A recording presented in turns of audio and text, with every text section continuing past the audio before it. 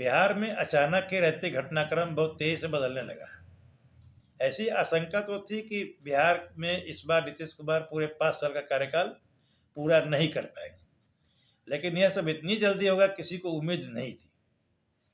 दिखने में तो लग रहा है कि बहुत अचानक ही कुछ घटनाएं घट गई है, लेकिन ऐसा समझ में आ रहा है मुझे कि यह नीतीश कुमार की प्लानिंग के तहत ही हुआ है।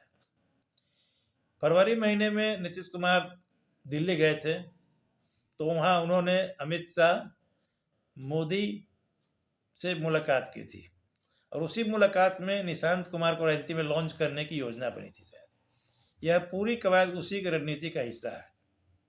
दिखाने का प्रयास किया जा रहा है, विपक्ष के लोग या कुछ पत्रकार लोग या जदयू के कार्यकर्ता नेता छोटे स्तर के यह दिखाने की कोशिश कर रहे हैं कि नीतीश कुमार को भाजपा ब्लैकमेल कर रही है या भाजपा दबाव में लाकर उनसे मुख्यमंत्री का पद छीन रही है, लेकिन ऐसा नहीं है। जो लोग नीतीश कुमार को इतने हल्के में ले रहे हैं वो गफलत में है। नीतीश कुमार में आज भी इतनी कुवत है कि यदि वो चाहें तो भाजपा को अपने शर्तों पर बात मानने मजबूर कर सकते हैं। आज भी वो चंद्रबाबू नायडू से अकेले मिल लें या तेजस्वी के साथ एक साथ फ्लाइट में यात्रा कर लें तो मोदी और शाह के दिल की धड़कनें बढ़ जाएगी। तो यह कहना कि नीतीश कुमार को कोई दबा रहा है या कमजोर समझ करके उनसे मुख्यमंत्री का पद छीन ले रहा है तो ये गलत होगा। जहाँ तक मेरी अपनी समझ है और मैंने पिछले 20-25 वर्षों नीतीश कुमार के कार्यकाल को जो देखा है समझा है, उससे यह कहना बहुत ही मुश्किल है कि नीतीश कुमार से कोई उनकी मर्जी के खिलाफ कुछ करवा सकता है। नीतीश कुमार के आने के पहले यानी नवंबर 2005 के पहले बिहार की क्या हालत थी सबने देखा था। नीतीश कुमार ने शासन प्रशासन में सुधार किया, शिक्षा स्वास्थ्य सभी क्षेत्रों में सुधार हुआ। बिजली सड़क की तो बात ही करना बेकार है, बिजली सड़क की कोई बात बिहार में करता ही नहीं है।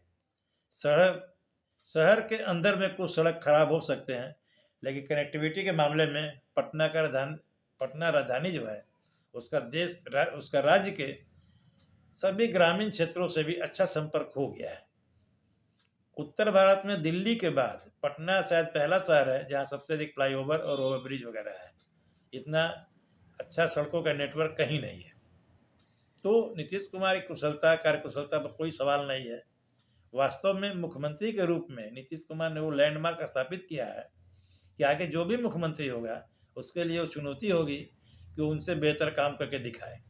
खैर इतना लंबा कार्यकाल तो किसी का होने वाला नहीं है, क्योंकि इसकी उम्मीद इस प्रकार कम है, क्योंकि भाजपा यदि सरकार बनाती है, भाजपा का मुख्यमंत्री होता है, तो भारतीय जनता पार्टी का मुख्यमंत्री जो भी हो, आज भी एक आदित्यनाथ जोगी को छोड़ दिया जाए तो भाजपा का मुख्यमंत्री नाम पे ही मुख्यमंत्री होता है, वो पूरा दिल्ली के सारे पर ही चलता है। जैसा 70 के दशक में इंदिरा गांधी के ज़माने हुआ करता है, मुख्यमंत्री स्वतंत्र रूप से काम नहीं करते थे और इस प्रकार की व्यवस्था में पार्टी हाईकमान पर निर्भर करेगा कि वो किसे मुख्यमंत्री बनाए। उसका अपनी इच्छा अपना विचार कोई महत्व नहीं रखता है। नीतीश कुमार स्वयं में एक पार्टी में थे, एक संस्था भी थे, अपनी मर्जी से सरकार चला रहे थे, अपनी इच्छा से लंबे समय तक रहे। भाजपा में से कल्पना भी नहीं कर सकती। अब आते हैं नीतीश कुमार ने यह राह क्यों चुनी। प्रत्यक्ष में वो कह रहे हैं कि राज्यसभा जाने की इच्छा थी, मेरी इच्छा थी कि चारों सदनों का सदस्य बन जाऊं। वो विधान परिषद सदस्य भी है, विधायक भी रह चुके, विधानसभा के लिए लोकसभा के लिए भी चुने जा चुके हैं। राज्यसभा जाने की इच्छा उन्होंने व्यक्त की है कि राज्यसभा का मैं सदस्य नहीं रहा हूँ, मेरी इच्छा थी कि मैं बन जाऊँ। यह तो कहने की बात है। असल में नीतीश कुमार के साथ भाजपा हाईकमान की कोई बहुत बड़ी डील हुई है।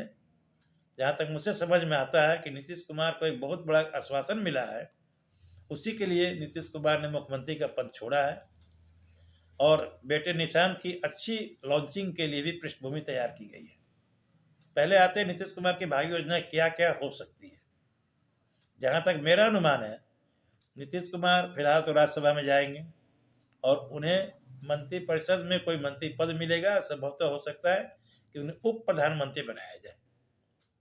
आगे चल करके 2027 में जब राष्ट्रपति का चुनाव हो तो हो सकता है नीतीश कुमार को राष्ट्रपति पद देने का भी प्रस्ताव मिला हो, या यदि सीपी राधाकृष्णन को राष्ट्रपति के रूप में प्रोन्नत किया जाता है तो नीतीश कुमार को उपराष्ट्रपति बनाया जाएगा। या ये भी संभावना हो सकती है कि जैसे जॉर्ज फर्नांडिस के ज़माने में एनडीए कन्वेनर हुआ करता था, संयोजक, इस प्रकार उस संयोजक के पद को फिर पुनर्जीवित किया जाए और एनडीए के कन्वेनर नीतीश कुमार बने। कोई बहुत ही बड़ा पद नीतीश कुमार को देने का आश्वासन अवश्य मिला है और मात्र राज्यसभा का मेंबर बन करके नहीं जा रहे हैं। आने वाले कुछ दिनों में स्पष्ट हो जाएगा। देखते हैं आगे क्या होता है कि नीतीश कुमार की भावी योजनाएं क्या है। कुछ लोग ये भी कह रहे हैं कि स्वास्थ्य कारणों से अक्सर वो बीमार रह रहे हैं, उनके स्वास्थ्य संबंधी समस्याएं हैं, इसलिए दिल्ली में रहेंगे तो स्थायी रूप से बेहतर उनका इलाज हो सकेगा। अब आते हैं नीतीश कुमार के बेटे निशांत के लॉन्चिंग के बारे में। निशांत को पिछले चुनाव के टाइम से ही, मतलब अक्टूबर नवंबर से निशांत को राजनीति में सक्रिय भूमिका निभाने के लिए बहुत सारे लोग प्रेरित कर रहे थे, नीतीश कुमार पर दबाव पड़ रहा था। नीतीश कुमार की इच्छा थी कि अपने सक्रिय राजनीतिक जीवन में ही बेटे निशांत के लॉन्चिंग कर दे। बिहार की राजनीति में या देश की राजनीति में कोई बड़ी बात नहीं है और बुरी बात भी नहीं है। लालू प्रसाद के बेटे भी सक्रिय है, रामविलास पासवान के बेटे सक्रिय है, सोनिया गांधी के बेटे भी सक्रिय हैं, ठाकरे परिवार में भी है, सभी जगह चल ही रहा है। तो अब यह कह सकते हैं नेसेसरी एविल की तरह हो गया है। यह कोई बहुत बड़ी बात नहीं है। हर बाप जिस पेशे में रहता है चाहता है बेटा उसका उसी पेशे में रमे जमे। खैर, नीतीश कुमार ने कुछ संयम जरूर रखा है कि अपने कैबिनेट में बेटे को नहीं लाए और बेटे की दखलंदाजी पर्दे के पीछे से नहीं होने दी। कभी किसी ने सुना होगा निशांत कुमार ने किसी की पैरवी की, अपने यहाँ कोई बैठक की दरबार लगाया और आउट ऑफ वे जाकर उन्होंने कोई भी काम अभी तक नहीं किया है। निशांत की छवि सौम्य शिष्ट व्यक्ति की है। वो राजनीति में आते हैं तो बेहतर है, उनसे बेहतर का ही उम्मीद की जा सकती है। अब आते हैं निशांत कुमार की जो आगे नई सरकार बनेगी उसमें उनकी भूमिका क्या हो सकती है। उनकी भूमिका जैसा बताया जा रहा है कि हो सकता है उप मुख्यमंत्री बने, जदयू की कबाब धीरे धीरे पूरी तरह दे दिया जाए उन्हें। हो सकता है संजय झा को कार्यकारी अध्यक्ष पद से हटा दिया जाए और निशांत कुमार को यह पद दिया जाए, या हो सकता है निशांत कुमार को महासचिव बनाया जाए जदयू का राष्ट्रीय स्तर पर। यदि वो उप मुख्यमंत्री बनते हैं तो जदयू कोटे से कम दूसरा कोई उप मुख्यमंत्री नहीं होगा, क्योंकि नीतीश कुमार कभी चाहें कि निशांत के पैरेलल में कोई अलग से पावर सेंटर बने जो जिनका कद निशांत के पैरेलल दिखे। यह अवश्य है कि यदि जदयू से कोई उप मुख्यमंत्री बने तो निशांत कुमार ही उप मुख्यमंत्री बनेंगे। हो सकता है बार्गेनिंग करके भाजपा भी एक उप मुख्यमंत्री का पद ले ले, लेकिन जदयू से एक होगा तो निशांत ही होंगे, दूसरा नहीं हो सकता है। तेजस्वी यादव के समकक्ष भी कोई दूसरा उप मुख्यमंत्री नहीं था। ये जो राजनीतिक परिवार होते हैं यह इतने रिजर्व होते हैं, इतने मतलब कि वो प्रोटेक्टिव होते हैं बच्चों के लिए कि उनके पैरेलल में कोई दूसरा खड़ा नहीं हो सकता है। इसी मानसिकता के तहत पप्पू यादव को साइडलाइन किया राजद से, और नीतीश कुमार यही गलती नहीं दोहराने वाले हैं। हो सकता है कि निशांत कुमार ही एकमात्र उप मुख्यमंत्री हो। भाजपा से कौन मुख्यमंत्री बनेगा इस बात पर भी थोड़ा चर्चा कर लेते हैं।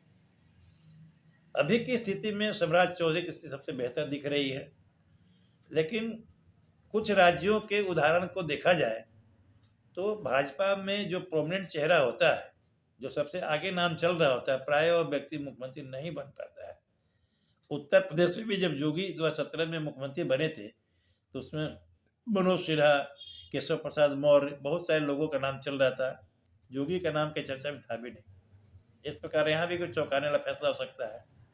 इसी प्रकार मोहन यादव, भजन लाल शर्मा, मोहन चरण मांझी, ये कुछ ऐसे नाम है जो हमें दिखाते हैं कि भाजपा चौंकाने वाले फैसले कर सकती है। मुझे पूरा उम्मीद है कि भाजपा से इस बार कोई सवर्ण ही मुख्यमंत्री बनेगा, भले महिला बन जाए या पुरुष बने, ज़्यादा प्रबल संभावना ही है। या यदि सवर्ण नहीं बना तो ईबी से बनेगा। इसलिए लगता है सम्राट चौधरी की उम्मीद बहुत ही कम है, वो शायद मुख्यमंत्री न बन पाए।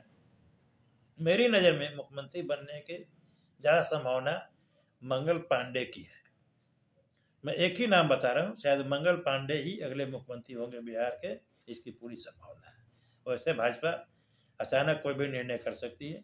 ये सिर्फ अमित शाह और नरेंद्र मोदी ही पक्के तौर पर जानते हैं कि किसे मुख्यमंत्री बनाना है और किसे नहीं बनाना है। नमस्ते, मिलते हैं फिर अगले किसी वीडियो में। अपनी राय अवश्य दीजिएगा। सब्सक्राइब नहीं किया सब्सक्राइब कर लें और लाइक शेयर अवश्य करें।